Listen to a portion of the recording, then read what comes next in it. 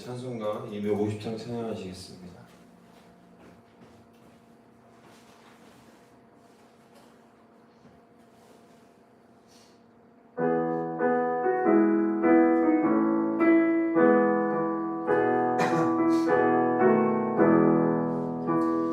구주의 십자가 보혈로 죄 씻음 받기를 원하네. 내 죄를 씻으신 주 이름 찬송합시다. 찬송합시다. 찬송합시다. 내 죄를 씻으신 주 이름 찬송합시다. 죄악을 속하여 주신 주 내 속에 들어와 계시네. 십자가 앞에서 주 이름 찬송합시다. 찬송합시다. 찬송합시다. 내 죄를 씻으신 주 이름 찬송합시다. 주 앞에 흐르는 생명수 날 씻어 정하게 하시네. 내 기쁨 정성을 다하여 찬송합시다. 찬송합시다. 찬송합시다.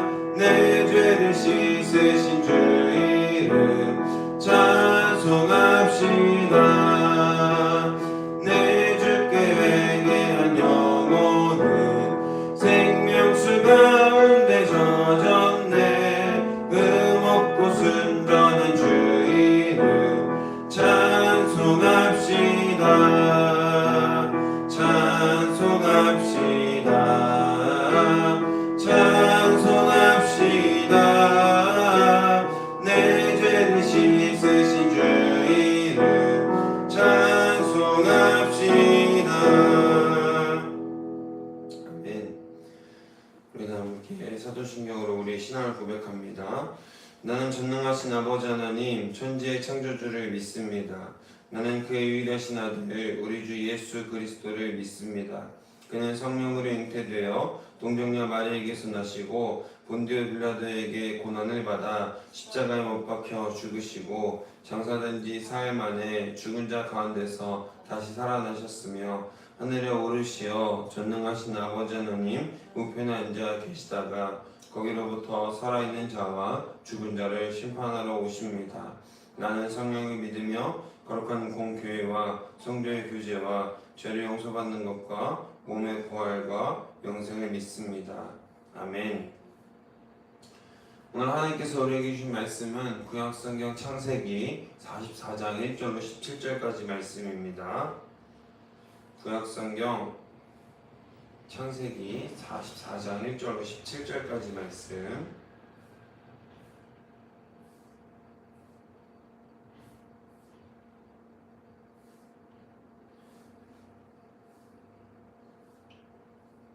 우리 다 찾으신 줄로 믿고 함께 한 목소리로 하나님 말씀을 받들어 읽겠습니다.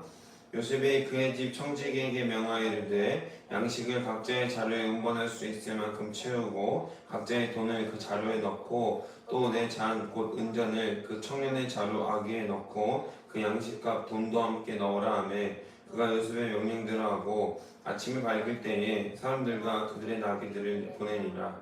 그들이 성읍에서 나가 멀리 가기 전에 요셉이 청지기에게 이르되 일어나 그 사람들의 뒤를 따라가서 그들에게 이르기를 너희가 어찌하여 손을 악으로 갚느냐.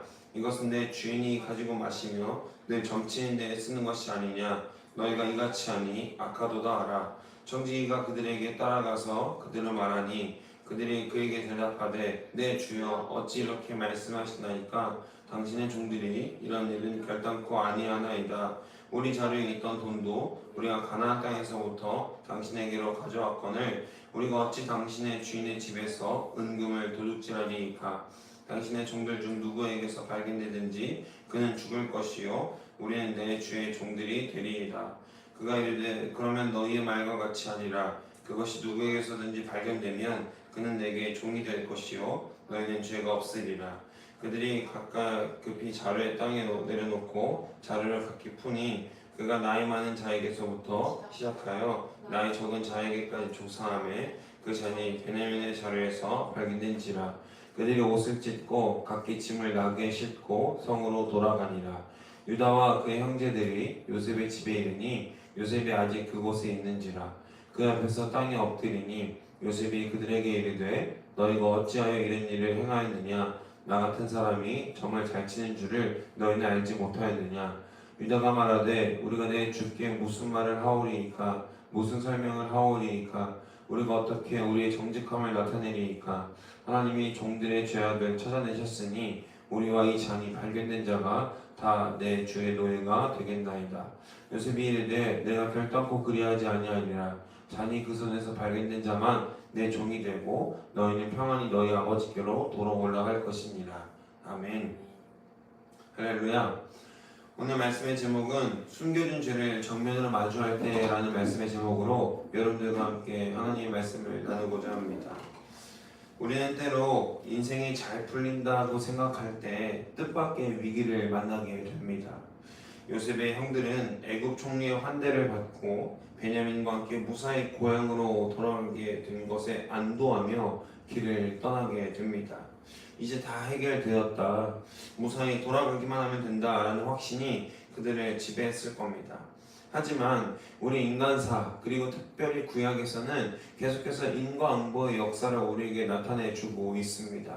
선을 행하면 반드시 하나님께서 선으로 갚는다는 것, 그리고 악을 행하면 반드시 하나님께서 악을 악으로 갚는다는 그 인과응보의 역사가 우리에게 내재되어 있다라는 겁니다.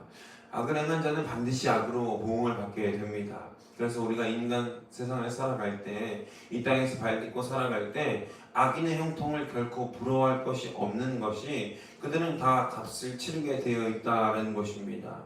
그것이 이 땅에서든지 이 땅에서일 수도 있고 영원한 하늘나라에서일 수도 있습니다. 하나님이 영적 세계에서 감당하게 될 그 모든 일들을 우리가 판단하지 말고, 우리 눈에 보이는 대로 판단하고 이야기하지 말고, 그 모든 판단과 심판의 권세를 하나님께 맡겨드리고, 그저 나는 하나님 나라를 이 땅 가운데에서 어떻게 잘 이루어 나가고 하나님의 은혜를 어떻게 구할 것인가를 잘 묵상하며 또 살아갈 수 있는 저와 여러분이 되시기를 주님의 이름으로 소망하고 축복합니다. 그들이 성읍을 멀리 떠나기도 전에 추격자가 들이닥치게 되죠. 이 요셉의 시나리오와 각본대로 일이 흘러가게 되는 것입니다. 그리고 그들의 자료 속에는 생각지도 못한 은잔이 들어 있었죠. 오늘 본문은 요셉이 설치한 덫인 은잔 사건을 통해서 하나님께서 우리 삶의 깊은 곳에 숨겨둔 과거의 죄와 자기중심적 타성을 어떻게 수면 위로 끌어올리시는지, 그리고 그것을 어떻게 해소하게 하시는지를 보여주시는데, 이 말씀과 이 은혜를 통해서 오늘 하나님께서 허락하시는 대로 넉넉한 승리를 이루고 하나님의 은혜로 살아갈 수 있는 저와 여러분이 되시기를 다시 한 번 더 주님의 이름으로 소망하고 축복합니다. 요셉은 청지기에게 명하여 각 사람의 자루에 곡식을 채우고 그들의 돈을 다시 넣게 합니다. 그리고 베냐민의 자루에는 요셉이 사용하는 은잔을 숨겨 넣습니다. 이 은잔은 단순히 값비싼 물건이 아니라 주인이 점치는 데 사용하는 도구로 사용되는 것인데요. 이는 요셉이 초자연적인 통찰력을 가진 인물임을 강조하며 그의 형들에게 너희는 내 눈을 결코 속일 수 없다는 영적인 압박감을 주는 장치였습니다. 하나님은 가끔 우리 삶에 이해할 수 없는 덫을 놓으실 때가 있습니다. 평안하게 길을 가고 있는데 갑자기 검문이 시작되고 내 잘못이 아닌 것 같은 일로 우리의 발목을 잡습니다. 그러나 그것은 우리를 괴롭히기 위함이 아니라 우리 영혼에 깊숙이 박혀있는 죄의 찌꺼기, 죄의 껍데기를 털어내기 위한 하나님의 정교한 섭리인 것입니다. 할렐루야, 할렐루야. 우리 인생에 잘 풀리고 있을 것만 같은 그런 순간에 뭔가 막히는 경험을 하게 될 때가 있을 것입니다. 있었었고 또 앞으로도 있을 겁니다. 그때 왜 이렇게 내가 재수가 없지? 왜 운이 없지가 아니라 주님, 제 안에 해결되어져야 할 죄의 껍데기는 무엇입니까? 내 안에 해소되어져야 되고 하나님께 온전히 맡겨드리고 내가 다시 정면으로 마주해야 할 죄의 찌꺼기는 무엇입니까? 라고 간구하며 하나님께 정면으로 설 수 있는 우리가 되기를 주님의 이름으로 소망하고 축복합니다. 문제를 타인에게서나 어떤 다른 상황 가운데서 찾는 것이 아닌 나 스스로 내 안에 있는 죄성을 바라보고 내 안에 있는 죄의 찌꺼기를 정면으로 바라볼 때 그것을 그리고 하나님께 온전히 맡기고 내어드릴 때 그 모든 것이 하나님의 은혜 안에서 해결되어질 줄로 믿습니다. 할렐루야, 할렐루야. 우리 여전히 죄인일 수밖에 없고 죄성에 갇혀서 이 죄로 가득한 세상 가운데에서 죄로 살아갈 수밖에 없습니다. 그렇기에 우리는 예수 그리스도가 필요한 것입니다. 우리의 죄를 회복시키시고 다시 사신 예수 그리스도가 우리를 의인된 삶으로 불러주실 것이기 때문에 그 믿는 믿음으로 말미암아 의인이 되는 것이기 때문에 우리의 여전한 죄성이 있다고 하더라도 우리는 하나님과 동행할 때 나를 살리시고 죄의 찌꺼기를 완전히 없애주실 예수 그리스도가 우리 삶의 주인 되시는 삶을 살아갈 때 우리는 더 이상 죄의 찌꺼기에 매여있는 삶, 자기 중심적인 타성에 갇혀있는 삶이 아니라 하나님께서 말씀하시는 살아가는 자로 보기 좋은 사람들로 바로 세워질 것이라는 것입니다. 이 믿음이 또 이 확신이 우리 가운데서 끊기지 않고 완전한 확신으로 믿음의 고백으로 선포되어지기를 주님의 이름으로 소망하고 축복합니다. 청지기가 형제들을 따라잡아 도둑질을 꾸짖자 형제들은 강하게 결백을 주장하죠. 우리는 그런 일을 할 사람들이 아닙니다. 만약 누군가에게서 우리에게서 그 잔이 나오면 그는 죽을 것이고 우리는 다 그의 종이 되겠습니다라고 당당하게 선포하게 되죠. 이것은 그들의 인간적인 도덕적 확신이었습니다. 그러나 막내 베냐민의 자루에서 그 잔이 나왔을 때, 그 은잔이 발견되었을 때 그들의 모든 확신은 산산조각 나게 되죠. 그들은 옷을 찢습니다.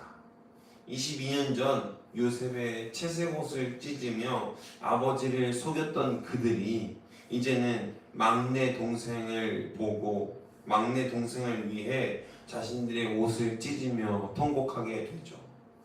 이 장면이 형제들의 완벽한 감정적 굴복과 연대감을 보여주는 문학적 절정이라고 여러 학자들이 평가를 하죠.